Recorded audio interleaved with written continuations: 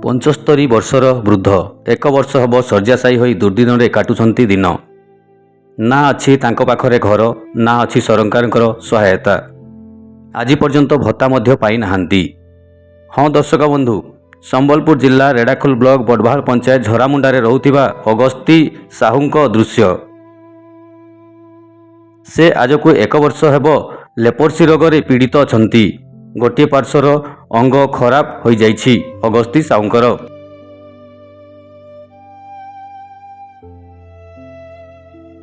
Agasti Sahu ଝରାମୁଣ୍ଡା district ମୁକୁରୁ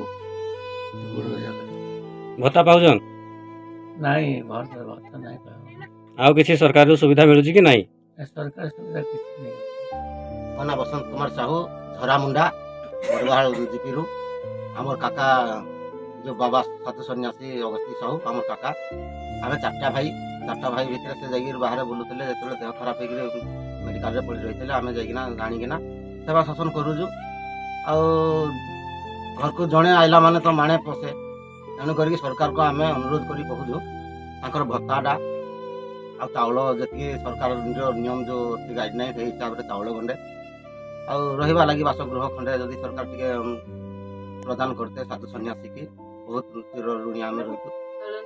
ଝରାମୁଣ୍ଡା କାକା ପଡ଼ି ରଖିଥିଲେ, ସେମାନେ ବୁର୍ଲାରେ ଆମେ ଧରିକିରି ଆଇଲୁ, ସେବା ଶାସନ କରୁଛୁ। କୁଟୁମ୍ବ ମାଧ୍ୟମ ଲୋକ ସବୁ ଛୁଆ ପିଲା ଆଉ କୋଉଠୁ ପଇସା ଗୋଟେ ପାଇବୁ, ହେତେ ଗୋଟେ ପଇସା ସେ ପଇସାରେ ଦେଲେ ଚଳିବେ। ଅଗସ୍ତି ସାହୁଙ୍କର ପୁତୁରା ଓ ନାତି, ପୁତୁରା ବୋହୂ ମାନଙ୍କ ଦ୍ୱାରା ତାଙ୍କର ସେବା କରାଯାଉଛି।